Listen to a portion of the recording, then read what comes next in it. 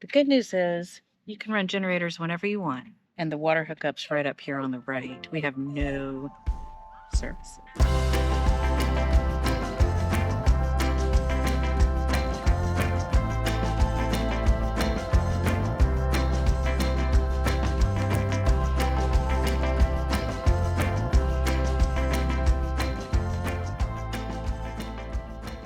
We have to get out of here before 7:45 a.m. or be there in time for the 1 hour window where they'll let you cross through, which it's about an hour outside of Nanaimo before you hit the closure. So we want to hurry up and get there and go get in line so we don't miss our window to get across the island.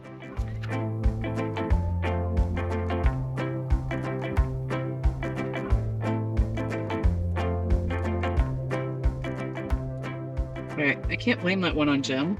Thank you. But if ever there was a time we needed not to stop and talk to the neighbors. And somehow I knew that was going to happen. So nice, but more Carolinians. I know. I wish we had more time because I actually would have enjoyed talking to them more. It said leave no later than 10. It's 9:56 and we're on the far end of Nanaimo. So Jim's going to need to make up some time. Wink, wink, nod, nod. Watch out. Ignore all the red lights and just go. Also, when you're in a hurry, a man eating a banana is going to park in the middle of the road and walk around his van once while eating the banana. Is this a good luck ritual of some sort? What are we doing? So apparently, in some countries. Oh, actually, I think he was just getting out of our way. But Okay, well, thank you. That's what that looked like. I thought in some countries you must stop while eating a banana, make one lap around your RV, and then proceed. That was funny.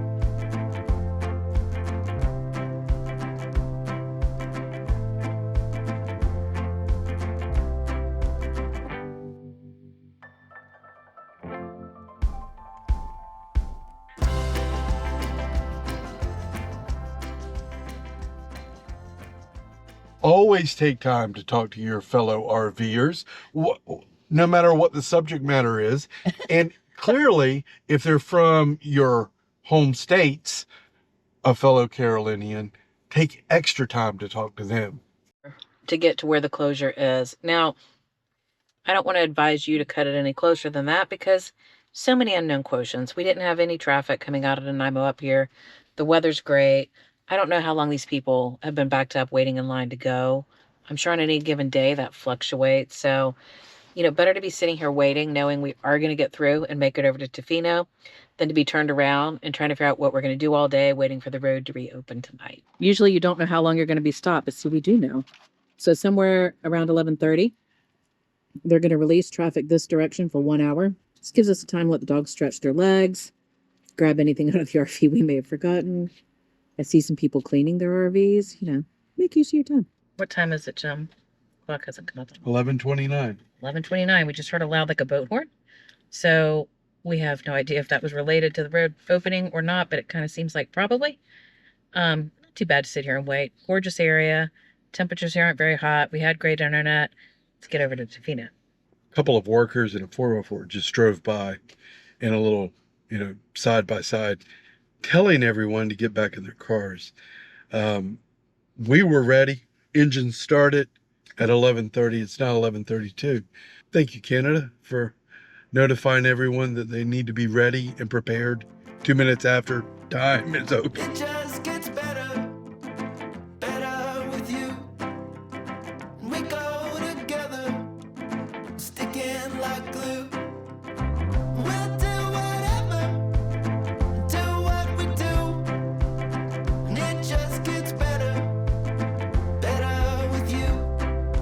We'll go on forever, birds of a feather. It's getting better.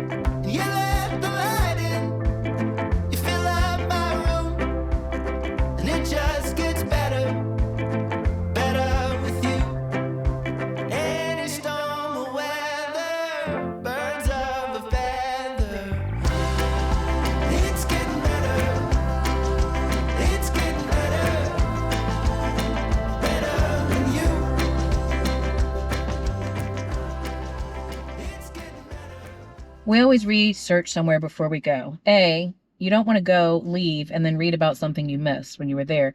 But B, outside of the lower 48, the highway systems can vary wildly. When we were doing our research on Tofino, and our friends Corey and Denise both warned us about the stretch into Tofino getting a little tight. At that time, we still had our fifth wheel. We did. And I think they recommended, hey, maybe leave the fifth wheel over in the Nanaimo area and just come over and stay at a hotel or something. But we knew with the Airstream we could pull it off.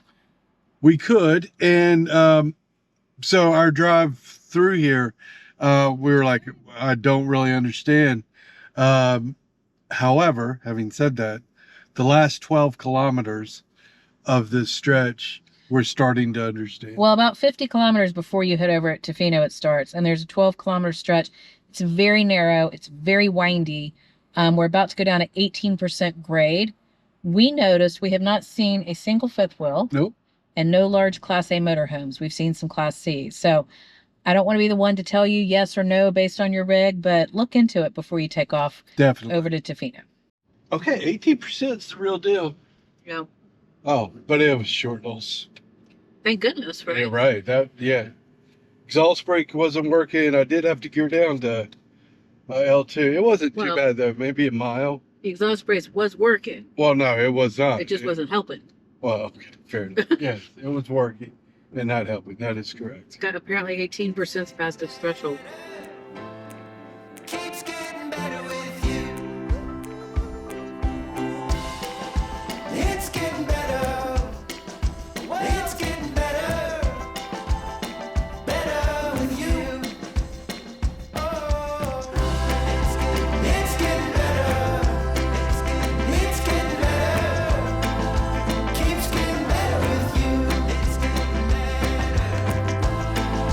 Keeps getting better with you. Good news, bad news. The good news is you can run generators whenever you want, except after 11 p.m. and before 8 a.m. And the water hookup's right up here on the right. We have no services. Well, it gets worse, but I'll tell you that part later. The date when we did this, she said we booked the largest site.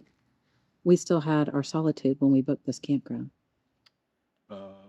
So we weren't worried about any kind of hookups, which will be fine. It's not hot here. Oh, yeah.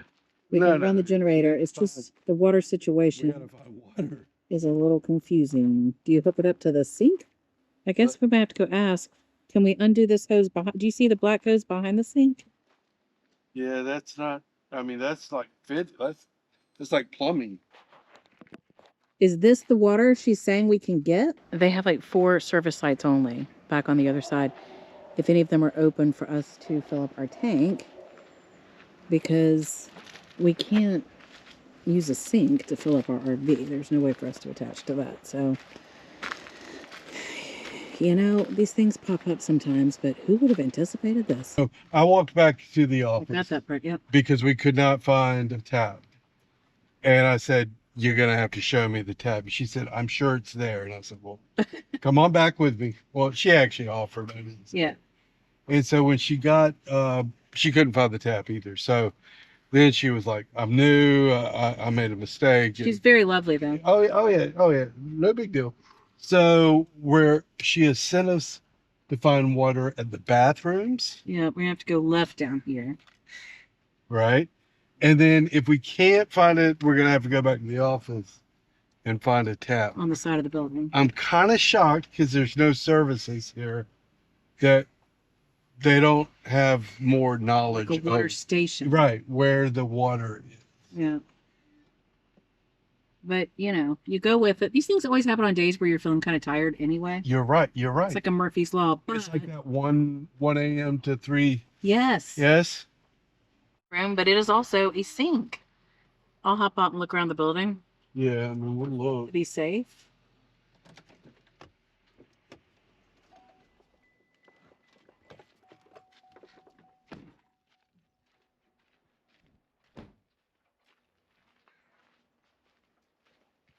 Sink on this side. Pardon me? Sink on this side. It's all a sink. I mean, I guess you could undo their water. I'm not gonna do that. No. So now we go to the office building. Oh well. But no one's in it. And We'll move. we'll say sorry and move if someone pulls in. But Well, I mean, they tell you to do this.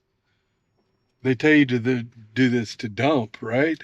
right. So wait a minute, I'm gonna pull over there. Sure. All right, if you'll guide me, because I want to go that way.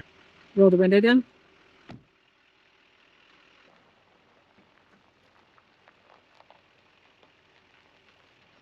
All good.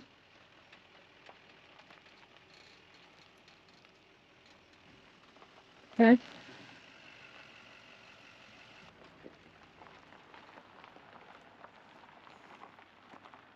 An hour after we got here, we are finally headed to our campsite. We have the water tank full. I think the situation is well underhand, and the only setup we'll need to do is to get the generator out, which we can run all day up until 11 p.m. So with the temperatures being so mild, right now it's August 1st. The high today is like 68 degrees, and it's breezy. So I'm not too concerned. I think we're going to be in good shape. We would have never gotten this site in the solitude.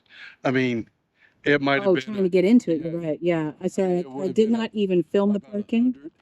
100. Oh yeah, it was hairpin. Jim did some master hairpin parking there, but the site's so large. Yeah, quite honestly, I told Jim, get out the level. I mean, just put it wherever it's most level at this point. The days you don't think it was going to be tiresome. We knew about the traffic delay, So we but thought we were looking at like a 3-hour drive. right, which we didn't think, but that's always the way. Days like today always turn out to be tiresome. It felt like a very long day that should have been a very short day, but that's RV. Always wanted to come to Tofino, and we're in Tofino. There are a lot of families in bathing suits playing in the water right now. And the non-Canadian citizens have on jackets and sweatshirts and pants and hoods. It's a beautiful day, but I cannot imagine getting in that water right now. I put my foot in and it hurt.